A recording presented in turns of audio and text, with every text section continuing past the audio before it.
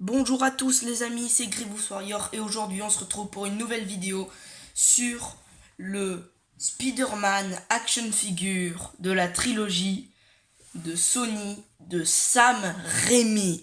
Et on commence tout de suite. Alors on peut voir que dans mes précédentes reviews je le présentais mais tout seul. Et cette fois, je vais vous le présenter avec son accessoire qui n'est pas avec lui de base, que j'ai eu dans une brocante. Excellente d'ailleurs. Sa moto. Donc on peut voir que le style de Spider-Man ne va pas du tout avec la moto. C'est un style movie pour un film cartoon. Mais bon, ça en reste excellent et c'est assez rigolo. Donc, on va commencer tout de suite par la review de la moto. Donc on peut voir ici avec la moto qu'elle est plutôt drôle. Elle a les yeux de Spider-Man, certains détails. Le motif de la toile d'araignée sur l'avant. Ici des crochets pour accrocher la figurine. Ce qui est pas très réaliste dans tous les sens du terme. Ici un avant avec une toile d'araignée. La roue tourne, on peut voir. Ici une béquille en forme de patte d'araignée qu'on peut coulisser comme ça pour la faire rouler et comme ça pour la tenir. Ici, un motif d'araignée à 6 pattes, ou alors 8 si on compte ça, même si je pense plutôt que c'est un dard, enfin bref. Les couleurs sont plutôt jolies.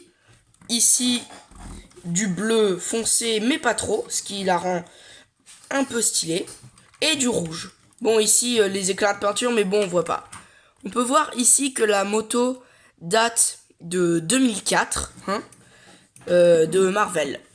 Donc aussi sur les motifs décrochés, les toiles d'araignée, ce qui est une belle preuve d'effort. Ici le guidon qui est en plastique mou.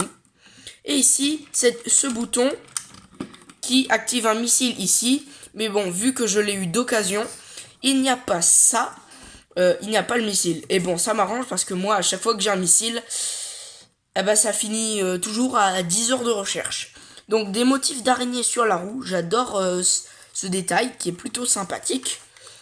Donc c'est parti, on passe maintenant au principal. Donc voici le principal, le Spider-Man par excellence. Je dis par excellence tout simplement parce que pour moi, c'est l'image que représente Spider-Man. Ni trop adulte, ni trop enfant.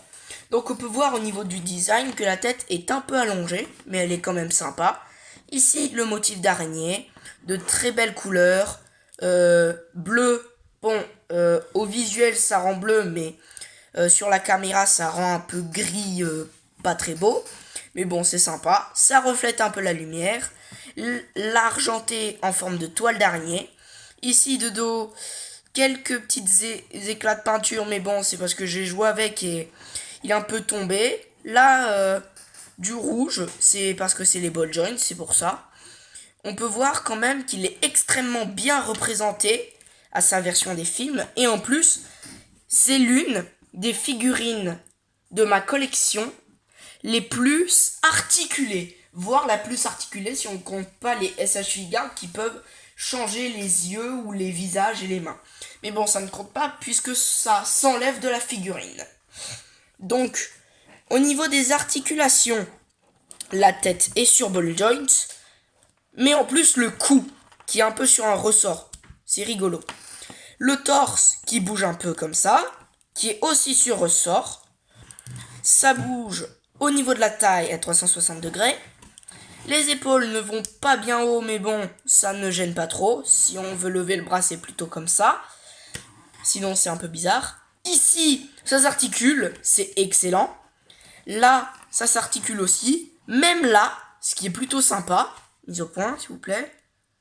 Voilà. Merci. Ça s'articule ici, les mains. Et la meilleure chose, là, on a Spider-Man avec une main en mode bonjour. Et là, il est prêt à tisser des toiles. Et c'est ça le détail que j'adore.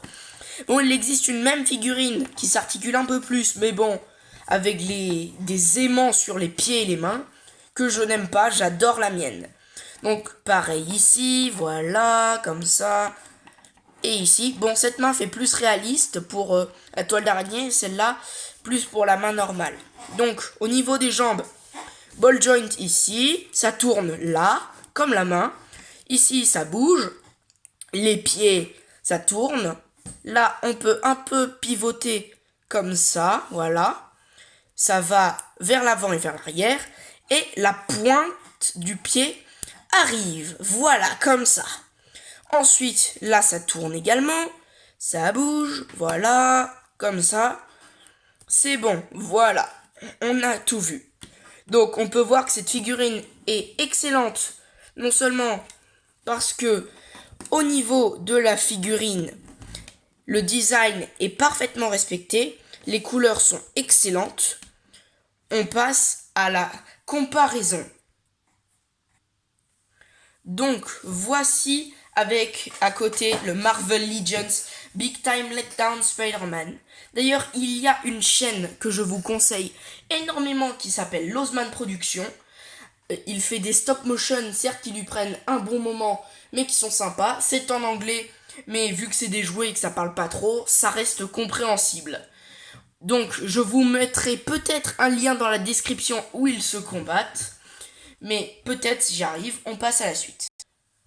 Donc voici à côté de la SH Figart Marvel Avengers Infinity War Iron Spider. D'ailleurs on peut voir que la taille est très différente. Non seulement parce que celui de Marvel est un adolescent et celui de Sony quasiment un adulte. Donc ici nous avons l'une des plus grandes confrontations entre Sony et Marvel pour savoir qui est le meilleur Spider-Man. Mais bon, on ne va pas en débattre aujourd'hui. On passe à la suite. Donc voilà, à côté de la figurine cartoon de 2008, et on peut voir que le Spider-Man de Sam Raimi est bien plus grand. Donc sur ce, cette vidéo se conclut. Abonnez-vous, laissez des commentaires et salut